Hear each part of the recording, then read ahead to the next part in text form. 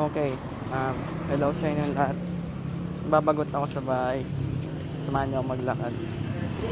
Um, may alam mo kayong camera app, yung pag nagbi-video, kaya mag-switch ng camera from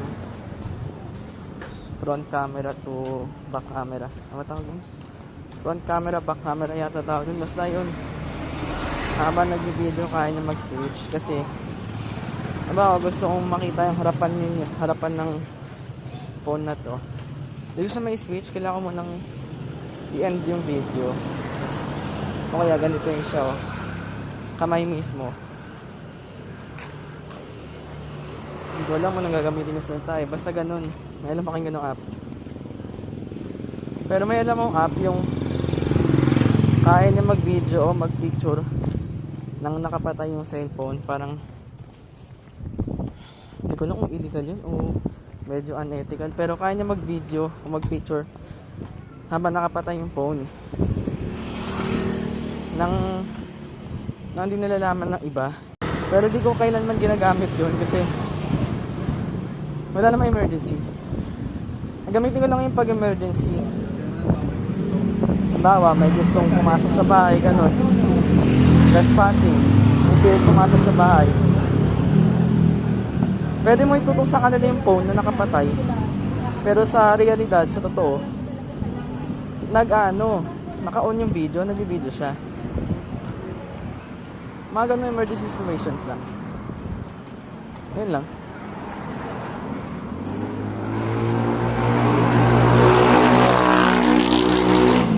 Wala.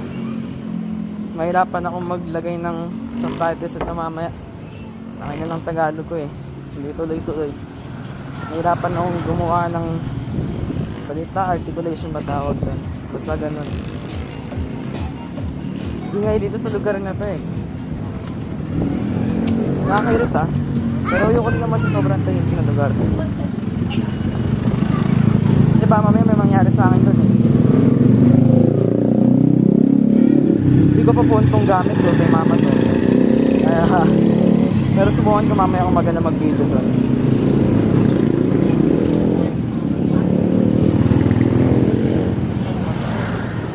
Maganda maglakad ko yung gabi. Kasi malamig siya. Pati kadalasan yung mga looban, yung mga kalye sa looban, mga kalsada sa looban. Tahimik na. Hindi katulad dito sa main road na maingay pa. Dami dumadaan. Kaya nga main road eh. Yun. Medyo nalayo na yung lalakad ko pero ngayon lang ako nagsimula mag-video. Dapat bumili na ako ng noise cancellation earphone ba yun na vlogging na earphone, mic. Pera ko pero yung gastusin.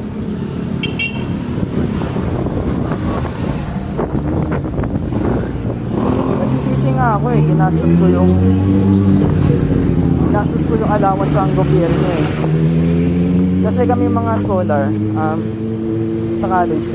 sa college dito sa bansa ko, pag nakapasa ng entrance exam sa public university, hindi ka lang basta mag-aaral ng libre, makakuha ka pa ng allowance, subsidy, 1,000 kada buwan, 1,000 piso kada buwan.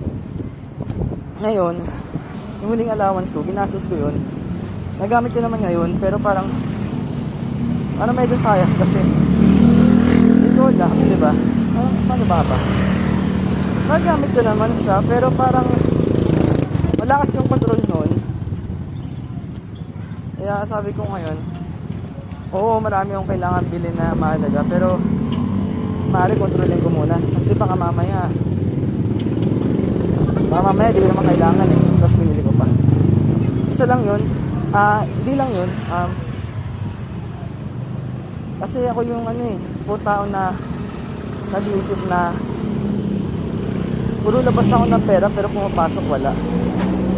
Ayoko ng ganong imbalance, ayoko ng ganong walang balanse. Gusto ko may balanse. Kung gastos ako, dapat napapasok yung pera sa akin. Eh, hindi naman ako nagtatrabaho eh. Nagastos ko yun, tapos wala namang babalik sa akin. Pwede naman, mangingin yung sumama ko. Eh, nakakahiya naman yun. Mag-21 na ako ngayong taon. Nakakahiya yun.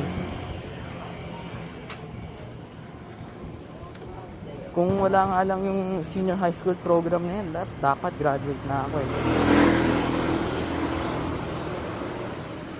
Hindi ko lang para sa senior high school na yan eh. Sabi ng education department namin para raw mapagsimula na magtrabaho yung iba eh. Nang maaga nang hindi na nagka-college. Nangyari ba? Eh di ko alam. Pero para sa akin palpak kasi yung mga employer, maarte pa rin. Napakasimple lang naman ang trabaho. Kahera dapat meron pang mga other bullshit na good personality. Putang ina ng good personality. Ang bobo. Walang good personality. Lahat tayo may good personality. At lahat tayo may bad personality rin. Kaya ano sinasabi mo good personality? Ay nakakaya kayo. Kasi yung iba ginagamit yung bumagsak daw sa psychological assessment. Kaya hindi nakuha sa trabaho. Bullshit, walang hindi pumapasa doon. Maliban na lang kung napakahirap ng trabaho. Katulad ng mga blue collar jobs, mga underwater, mga undersea welder, mga ganun. O yan kapag pupunta kang special forces sa mga sundalo. Tulad ng, ano ba yan? Sa bansa namin, merong musang. Yun, yung batawag sa kanila, musang. Ayun, basta yun, mga jungle fighters sa amin yun. Malamang kailangan ng matindi ang assessment yun. Hindi lang sa psychological. Pati rin physical. Pero yung mga simple trabaho na janitor, kahera, takin na kahit 5 anyos, pwede mong pagtrabahuin dun kung wala tayong child labor law eh. Kaya napaka-arte nila, dami pang bullshit. Kaya para sa akin, palpang-isin yung high school na yan kasi may empleyado dito. Bali na nga lang ipapasahod sa'yo.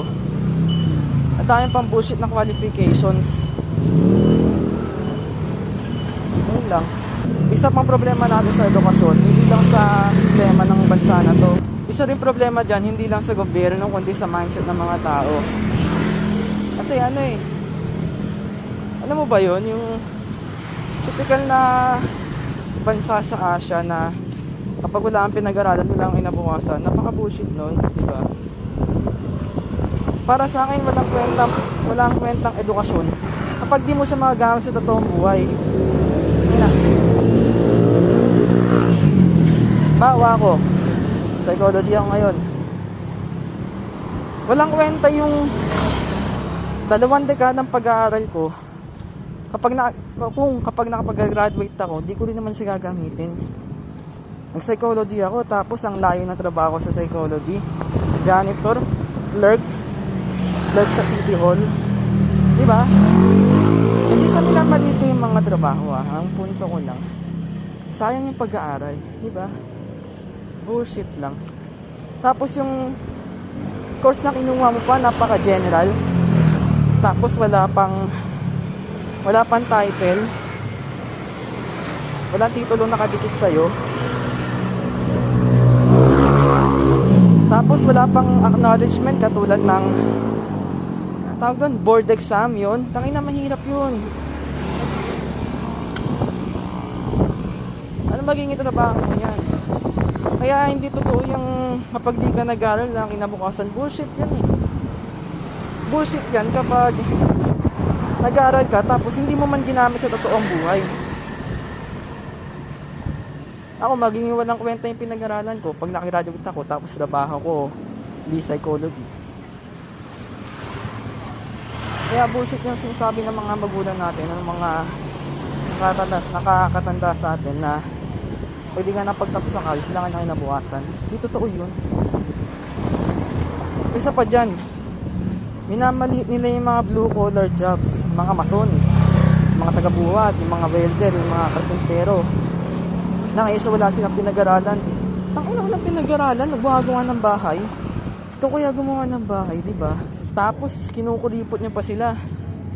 Na ayaw niyo magbayad ng mataas sa karpenterong gumawa ng bahay mo. Akala mo naman ang simple gumawa ng bahay. Hindi, no?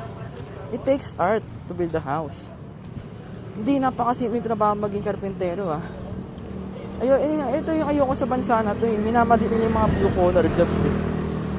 Karpentero, trabaho sa pabrika, mason, gumagamit ng lakas, ng physical strength para magtrabaho. Mekaniko.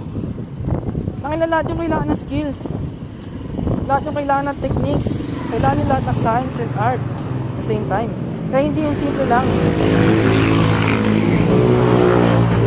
At may dalawang paraan para makakuha ka ng ganung skills. It's either through college education o kaya TESDA. Kaya bullshit yun na pag di ka nagtapos ng college, wala nang kwenta buhay mo. Bullshit yun. Kumuha ka ng course sa TESDA sa welding kasi improve mo yun eh. As pag sa tingin mo master ka na, lumayas ka ng bansa na dun ka talaga bibigyan ng pagmamahal at pahalaga. Sali yung mga tubero, yun. Tubero napakahalaga sa ibang bansa yun. Mas lalo yung mga nakatira sa probinsya sa Amerika. Kasi yung mga probinsyano sa Amerika naka-septic tank yun eh. Yung mga tubo nila hindi nakakonekta sa central pumping station. Hindi, nasa bahay nila yun, nakatangke. Lilinisin ng tubero yun. Napakahalaga ng blue collar jobs. Kaya kung ikaw na tao na di ka nakapasa sa college o di ka nakapag-college, di pa nagtatapos buhay mo, maghanap ka ng in-demand na trabaho, yung jack of all trades na sinasabi nila. Taga-ayos, taga-buhat, taga-gawa, muscle ng lipunan, bumubuo ng lipunan. Sila yun. Napaka-boring nga ng white collar job eh. Yung mga nasa office, napaka-boring nun. Nasubukan ko na yun dati sa work immersion ko nung senior high school. Nasa ako nun, nasa HR ako nun. Yung iba doon, nakabukas lang yung computer. Wala sila ginagawa magdamag. Kadalasan, nakabukas lang yung computer, napahangin, break time, makain, nagpapalaki ng tiyan. Tapos, naghintay ka na ng 5 PM, uwian na. Paano ganun lang? Ganun lang. Instant money, oo. May pera ka. Isa pa, nasa government ka na trabaho. Pero ang punto ko lang, di ba parang ang boring nun? Anong fulfillment makukuha mo dun, di ba? Bullshit lang.